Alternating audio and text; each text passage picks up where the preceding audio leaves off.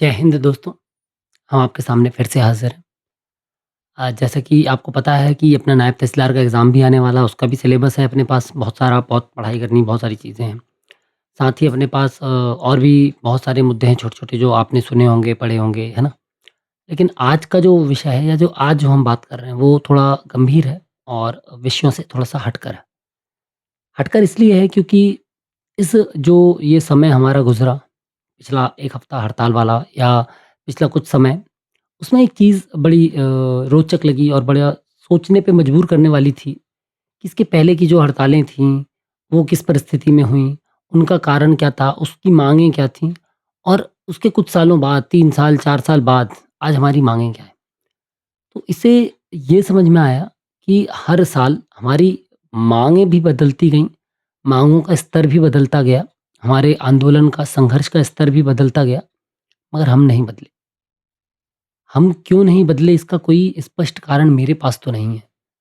और इतना मुझे ज़रूर समझ में आया है इतने दिनों में कि पटवारी की दुर्दशा के पीछे सबसे बड़ा कारण ही पटवारी है।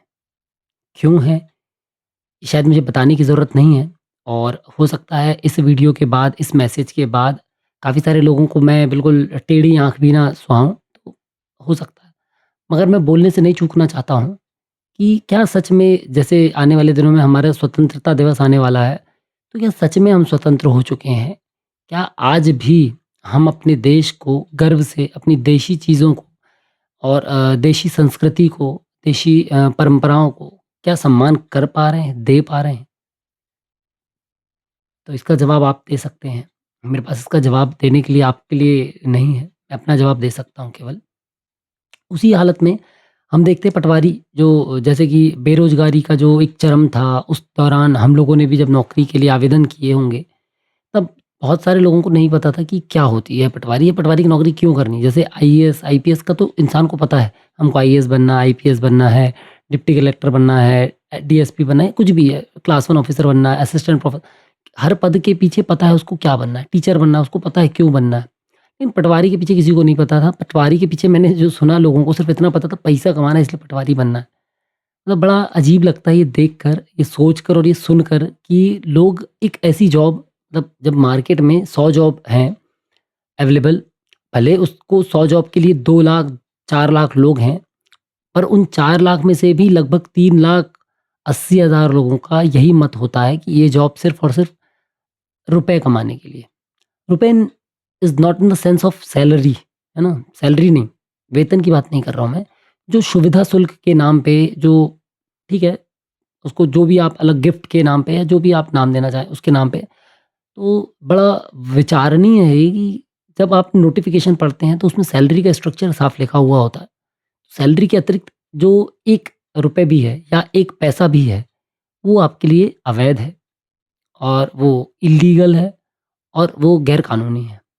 ठीक है? तो मतलब मैं सिर्फ़ अभी बात कर रहा हूँ काम की। तो पटवारी जब जॉइन करके आए, बनकर आए तो ये लगा कि चलो ठीक है, एक गवर्नमेंट जॉब है, पब्लिक सर्वेंट हम हैं और बिल्कुल बेसिक लेवल की जॉब है ये, है ना? जो पब्लिक डीलिंग की पहली सीढ़ी होती है काम करने की वो है ये। तो अच्छा है, एक प्राउड वाली फीलिंग थी कि चलो पब्लिक डील करेंगे और जनरल एडमिनिस्ट्रेशन की फर्स्ट स्टेप है, रेवेन्यू डिपार्टमेंट की फर्स्ट स्टेप है और लोगों तक जो ऊपर तक किसी भी व्यक्ति तक जाने की ये पहली सीढ़ी है। बहुत सारे मीम, चुटकुले सुने, लोगों से सुना अच्छा है, बढ़िया है, बहुत सारे बट एथिक्स को नहीं छोड़ा। तो आज भी अब ऐसा तो नहीं कह सकता हूँ एग्ज़ैक्टली कि 100% हमने सही काम ही किए होंगे। हो सकता है बाय मिस्टेक, इंटेंशनली तो बिल्कुल भी नहीं, पर बाय मिस्टेक हो सकता है काम ऊपर-नीचे हुआ होगा बट उसके एवज़ में ना कभी अपेक्षा की और ना ली, तो वो ठीक है, वो मेरा पर्सपेक्टिव है। उसके लिए मैं किसी और को ब्लेम या वो नहीं कर सकता हूँ, पुश नहीं कर सकता हूँ। मेरी लिमिट्स हैं, मैंने अपनी लिमिट्स को बाकायदा बहुत ही ज़्यादा कहना चाहिए कि सैटिस्फैक्टरी लेवल पे निभाया है और निभाना चाहिए सबको। इसलिए मुझे लगता है कि सैलरी स्ट्रक्चर रेज़ अप होना चाहिए। लेकिन जब हम गवर्नमेंट के पास जाते हैं, इसी सैलरी स्ट्रक्चर के रेज़ अप के लिए, तो उनकी जो है सोच, उनको भी लगता है कि होना चाहिए। आप खुद सोचिए 1998 के टाइम की जो बात है, जब पटवारी की सैलरी का स्ट्रक्चर क्या था और उस टाइम पीरियड के यानी तत्कालीन कंटेम्परेरी टाइम पे जो एम्प्लॉइज़ थे, टीचर हों, सचिव तो था ही नहीं पद, ठीक है, बाद में आया है वो भी एज़ गेस्ट आया, अब कार्यपालिका और अच्छा है मतलब अब रेगुलर जॉब है। संविदा में आए बहुत सारे पोस्ट गेस्ट में आए। अब आज वो रेगुलर पोस्ट है और अच्छी सैलरी पटवारी से अच्छी सैलरी, तो वो अच्छी चीज़ है। हम उसको रिस्पेक्ट करते हैं, हम किसी को भी क्रिटिसाइज़ नहीं कर रहे हैं। बट क्वेश्चन है कि पटवारी की सैलरी उसी जगह पर क्यों रुकी हुई है? ऐसा क्यों है कि गवर्नमेंट के मन में, या अरे गवर्नमेंट तो छोड़ देते हैं, चलिए गवर्नमेंट बहुत बड़ी बात हो गई। हम आज भी किसी फंक्शंस पे जाएँ, किसी रिलेटिव्स के पास जाएँ, किसी फ्रेंड के साथ बैठें और जैसे ही पूछे और भाई क्या कर रहे हो? उस जैसे ही आपके मुँह से एक शब्द निकलता है कि पटवारी हैं। अरे भाई तुमने तो बंगले तान दिए होंगे, तुमने तो खूब ज़्यादा, ऐसा नहीं है कि पटवारी बेईमान नहीं होंगे, होंगे, कुछ परसेंटेज ज़रूर होंगे। लेकिन उस कुछ परसेंटेज के चक्कर में पूरे 100% को जज करना तो सही नहीं है। और जब तक ये जो बाकी के लोग हैं, जो बेईमान नहीं हैं, जो किसी किसान को परेशान नहीं कर रहे हैं, जो सुविधा शुल्क या रिश्वत या ब्राइब या उपहार या तोहफ़ा या गिफ्ट पे फ़ोकस नहीं कर रहे हैं और जो अपना सर्विस पे फ़ोकस ज़्यादा कर रहे हैं, अपनी केटरिंग जो दे रहे हैं प्रॉपर 100% दे रहे हैं, मैं उनसे अपेक्षा करता हूँ कि कम से कम वो तो अपने स्टैंड के लिए कन्फ्रंट करें खुद को, अपने स्टैंड के लिए लड़ें। आपके हड़ताल की बात नहीं करूँगा मैं, हड़ताल एक स्टेट लेवल का डिसीज़न है और उस पे तो जैसा आपका स्टेट या डिस्ट्रिक्ट का है वो करना चाहिए। बट मैं आपसे पूछता हूँ कि क्या खुद आप अपने आप को इस बात पे 100 में से कितने मार्क्स दे सकते हैं कि आप अपनी ईमानदारी से कितना स्ट्रगल कर रहे हैं अपनी पोस्ट के लिए, अपने रिज़र्व के लिए या अपने अपलिफ्टमेंट के लिए, एनहांसमेंट के लिए? मुझे नहीं लगता है कि कोई भी खड़ा होगा। सब लोग अपने सैटिस्फैक्टरी लेवल, अपने कम्फर्ट ज़ोन में इतना ज़्यादा इन्वॉल्व्ड हैं कि उनको ये लगता है कि यार जो होगा, सबका होगा, हम देख लेंगे। सोचने वाली बात है, जब हमने जॉइन किया था 2018 में, है ना? अभी रिसेंटली हम लोगों के 8 साल हुए सर्विस के, अच्छा था। तो ये देखने वाली बात है कि जब हमने जॉइन किया तो 2100 ग्रेड पे था और तब ये लगता था कि यार नहीं, ये ग्रेड पे सुधरना चाहिए। और तब एक हड़ताल हुई थी उसी समय कि काफ़ी ज़्यादा क्रेज़ में भी था कि 2017 में एक हड़ताल हुई थी, जब पटवारियों ने 2799 लेने से मना कर दिया था बेसिक ग्रेड पे। आज 8 साल बाद हम लड़ रहे हैं कि हमारा समयमान, यानी कि 10वें साल में जो हमारा वेतनमान बढ़ना चाहिए, वो 2400 की जगह 2800 हो जाए। तो ये एक बहुत बड़ा डायलेमा है कि 8 साल पहले हम लड़ रहे थे कि हमारा बेस सुधर जाए, 8 साल बाद हम लड़ रहे हैं कि हमारा ऊपर का स्तर सुधर जाए। ऐसा क्यों? हम आज भी उस पे ही कायम रहकर या उस समय ही उसको कायम रहकर, पर हमने समझौता किया है। तो ये समझौता देखकर लगता है कि आखिर क्यों ज़रूरत पड़ी समझौता करने की, क्योंकि हमारी कोई नहीं सुन रहा। नहीं सुनने का सबसे बड़ा कारण है हमारी इमेज। हम कहीं भी किसी के भी बीच में बैठ के कितना भी अच्छा काम करें, लोगों के मन में डाउट रहता है। आज भी हमसे कोई मिलता है, किसी का कोई काम यदि हमारे टेबल पर आता है, तो उसकी एक्सपेक्टेशंस ये रहती है, वो पहले ही आकर पूछता है, पटवारी जी इसमें क्या करना पड़ेगा? उसको बताना पड़ता है कि भैया इसमें कुछ नहीं करना पड़ेगा। शासन ने लोक सेवा केंद्र खोल दिए हैं, शासन ने साइबर तहसील खोल दी है, उसके बाद भी कमी निकाल कर, नुक्स निकाल कर, जानबूझकर, टाल-मटोल करके लोगों के केसों को रोका जाता है। क्यों रोका जाता है? I don't know. हाँ, नियम बहुत स्ट्रिक्ट हैं, क्या ताकि किसी का भी नुकसान ना हो, इसलिए बहुत ज़्यादा नियम सख्त हैं और ज़रूरी है। लेकिन उसके साथ नियम ट्रांसपेरेंट भी हैं। उसकी नज़र से देखा जाए तो ज़रूरी नहीं है। बहुत सारी चीज़ों में तो बिल्कुल ज़रूरी नहीं है कि काम को रोका टाला जाए। लेकिन गवर्नमेंट ने ही लूपहोल्स भी बनाए हैं, तो इसमें बहुत सारी चीज़ें हैं जिसके लिए हम किसी को दोष नहीं दे सकते हैं और बहुत सारी चीज़ें हैं जो टेक्निकली हमारे बस की नहीं है, हमारी समझ की नहीं है। पर जो मैंने देखा मैं सिर्फ़ उसकी बात कर रहा हूँ। मैं किसी को 100% ब्लेम नहीं कर सकता हूँ, ना मैं किसी को 100% इसमें गारंटी दे सकता हूँ कि क्या सही है, क्या गलत है।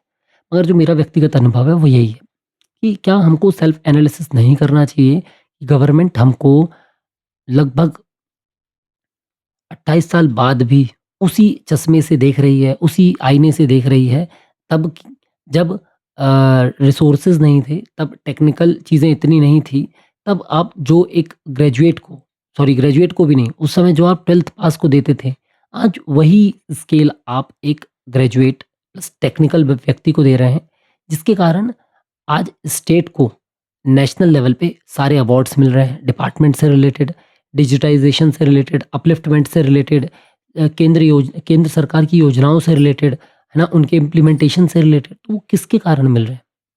तो इसका एनालिसिस बहुत इम्पोर्टेंट है और मेरा मानना है कि सिर्फ एनालिसिस नहीं करना होगा, हमको इस पे काम भी करना होगा।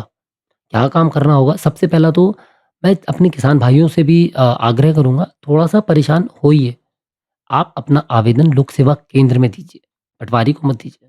आप अपने आवेदन के बाद 1 से 2 पेशी न्यायालय में जाइए। अपने जो असली दस्तावेज़ हैं उनको प्रस्तुत करिए। आपको किसी की ज़रूरत नहीं है, यदि आपका सब कुछ सही है, तो आपके ये बेसिक डॉक्यूमेंट्स के कारण भी आपका 2 या 3 पेशी में आदेश हो जाता है। अब आप बोलेंगे कि बाबू डेट बढ़ा रहा है, तो इसके लिए आपको अपनी पेशी में पहली बार या दूसरी बार की पेशी में भी आप यदि अपने लॉ को जानते हैं, अपना कानून जानते हैं, अपना अधिकार जानते हैं, तो आपको ज़्यादा पेशी नहीं अटेंड करनी पड़ेंगी यदि आपका विवादित मामला नहीं है तो।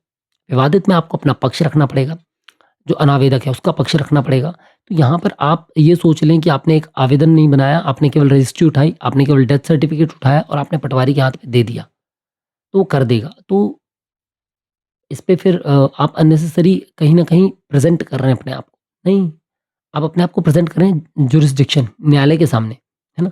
लोक सेवा केंद्र में जाएँ, आपका काम टाइमली होगा, आपको किसी से परेशान नहीं होना पड़ेगा, किसी के चक्कर नहीं काटने पड़ेंगे, किसी को एक्स्ट्रा फ़ीस नहीं देनी पड़ेगी।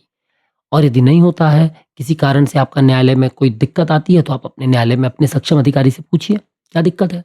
अब हाल में आपने देखा होगा पीएम किसान योजना केंद्र सरकार की योजना है, जिसमें केंद्र सरकार, है ना? केंद्र सरकार किसानों को कृषि कार्य के लिए कृषि भूमि पर ₹2000 हर तिमाही में देते हैं। ठीक है? यानी साल में आपकी देते हैं 3 किश्त में देते हैं।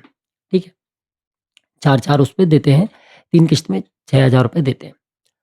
फॉर्म ऑनलाइन भरा जाता है, अप्रूवल ऑनलाइन होता है, ब्लॉक लेवल से होता है, सब डिस्ट्रिक्ट लेवल से होता है, पटवारी का कोई रोल नहीं है। सीएम हेल्पलाइन किसान परेशान है, पैसे नहीं मिल रहा है, पंजीयन होने के कितने दिन बाद पैसे आएँगे इसकी भी कहीं पर भी कोई भी एसओपी नहीं है। आपकी जाँच होती है, दस्तावेज़ों का सत्यापन होता है, आपका डीबीटी होता है, बैंक से अप्रूव होता है, आरएफटी जनरेट होता है, एफटी होता है, वो एक लंबी प्रक्रिया है। इसके लिए पटवारी कैसे ज़िम्मेदार है? मगर ठीक है, यदि पटवारी कोई काम नहीं कर पा रहा है, न्यायालय से कोई काम नहीं हुआ है, तो बस 181 लगाई और उठा के बोल दिया पटवारी ₹5000 माँग रहा है और मेरा काम नहीं कर रहा है। मतलब मैंने तो खुद देखा है कि बहुत सारे ऐसे फ़ॉल्स हो सकते हैं, सही केसेस भी होंगे, इसमें सही शिकायतें भी होंगी, मैं उनको डिनाई नहीं कर रहा हूँ। लेकिन उन सही के लिए आप गलत तो नहीं क्रिएट कीजिए। जो सही में आपके साथ ऐसा कर रहे हैं, उनको बिल्कुल मत छोड़िए। उनके साथ जो नियम अनुसार, शासन अनुसार, निर्देशानुसार जो भी हैं, कार्रवाई कर रहा है, उससे कोई दिक्कत नहीं। लेकिन उनके चक्कर में आप सबको एक सा मत जज कीजिए। आप अपनी रिस्पॉन्सिबिलिटीज़ उठाएँ। पटवारी अपना रिपोर्ट लगाएगा। यदि पटवारी रिपोर्ट नहीं लगाता है, तो न्यायालय में आप जाकर बोलें कि वो रिपोर्ट नहीं लगा रहा है। हर मंगलवार को पटवारी आपकी ग्राम पंचायत में आते हैं। यदि नहीं आते हैं, तो आप अपने तहसीलदार को सूचित करें। लेकिन अननेसेसरी एक नेगेटिव इमेज के चक्कर में, परसेप्शंस के चक्कर में आप पहले से डिसाइड कर लें कि वो व्यक्ति भ्रष्ट है, ये गलत है। ये तो किसान भाइयों के लिए थी। अब पटवारी भाइयों से निवेदन है, आप अपना काम करें, केवल अपना काम करें। आप केवल रिपोर्ट लगाएँ। ये जो हमने दुकान खोल रखी है, जिसके कारण हमारी नेगेटिव इमेज है, जो हर जगह फैल रही है, तो वो खराब है। और ये इसलिए क्योंकि पिछले कुछ दिनों में हमने देखा है कि इस नेगेटिव इमेज के कारण ही हमको लेकर गवर्नमेंट के डिसीज़न्स जो हैं, उतने पॉज़िटिव, उतने स्पीडी नहीं होते। बहुत सारे लोगों को कोई फ़र्क भी नहीं पड़ता है। बहुत सारे हमारे बीच में ऐसे साथी हैं, जिनको मैंने देखा है कि उन्होंने अपनी सैलरी कई महीनों से नहीं देखी होगी, कई सालों से नहीं देखी होगी। हमें हर महीने अपनी सैलरी देखनी पड़ती है, जो कि 12-15 के बाद देखने लायक नहीं रह जाती। तो इसीलिए मैं आज ये वीडियो या ये चर्चा सिर्फ़ इसलिए है, ताकि हम अपने आप को अभी भी एनालाइज़ करें और अपने आप को थोड़ा-सा बूस्ट करें। क्योंकि कुछ लोगों के कारण हम पूरे संवर्ग की छवि खराब कर रहे हैं। कुछ लोगों के कारण आए दिन हम लोग बदनाम होते हैं।